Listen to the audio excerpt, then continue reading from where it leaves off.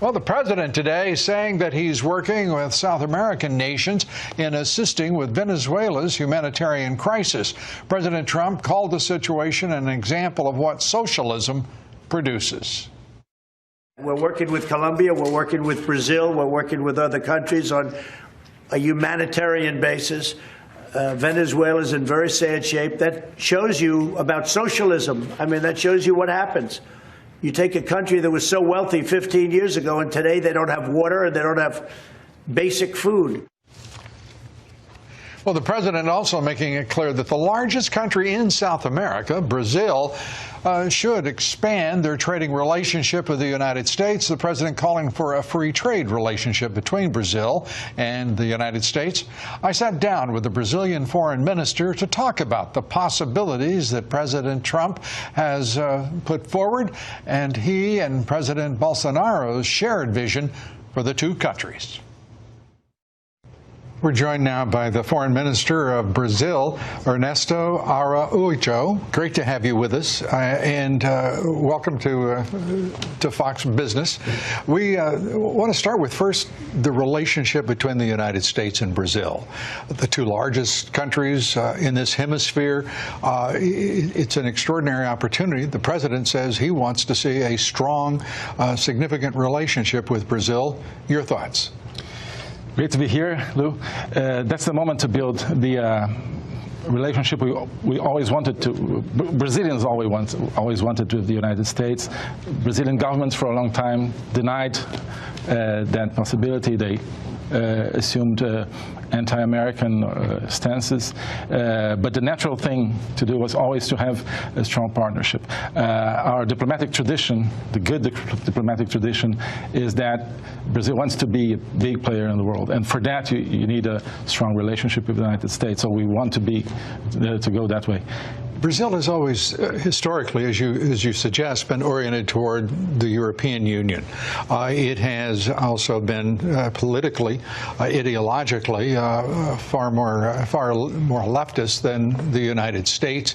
That, with the election of the Bolsonaro government, that is obviously changing. How critical is that to succeeding in building a strong trading relationship, a strong relationship between the United States and Brazil?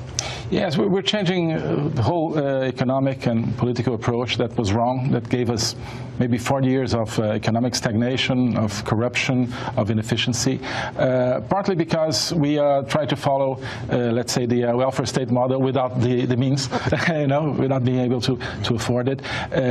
But that was because of some sort of intellectual elite, not because of the Brazilian people. Brazilian people identify much more, I think, with the American way. They want to be entrepreneurs, they want to be free, they want to have an open economy, and that's what we're trying to accomplish. And that's the way for us to break that cycle of stagnation and corruption. It's interesting because the presidents of the United States and Brazil are two men who are populist, who are reorienting their countries and their economic systems and their national perspectives toward balanced trade, a representation of the people of both countries in their government rather than of the elites. And globalism has become, in point of fact, a dirty word, certainly in discussions with this government, and I take it in discussions with your government as well. That's right. I think we have two leaders, two great presidents who want to build strong nations, strong economies, and we want to connect with each other to have that. For Brazil, certainly this would be immensely important for the project that we have of an open, competitive economy and for freedom across the world, across our region and the world. And the globalist mainstream, so to say, doesn't like President Trump, doesn't like President Bolsonaro, because they know what we stand for. We stand for basically ruling for the people. That should be what democracy is about. For some reason, we have those elites that through the media in Brazil and maybe in Europe, elsewhere, try to control what people want.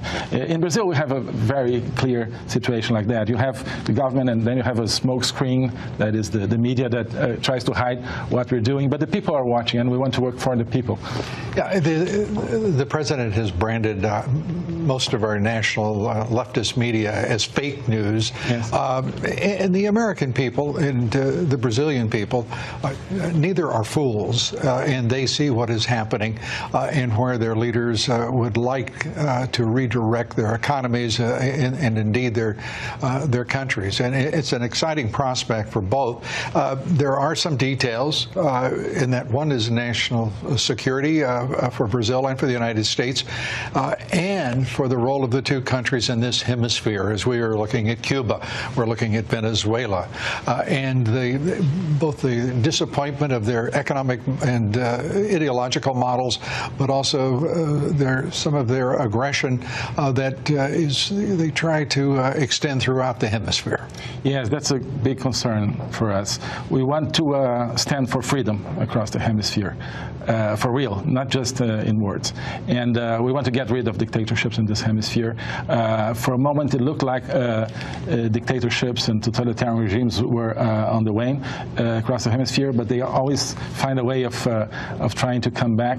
So we want to partner with the U.S., with other democratic countries across the region to help Venezuelans recover their democracy. We have to address other non-democratic countries in the region and the nefarious role they play.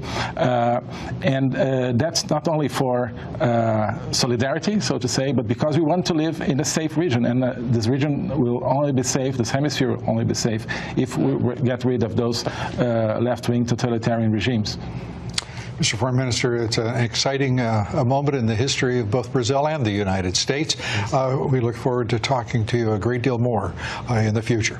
Thanks so much. Likewise. Thank you very much for the privilege. Good to see you. Great.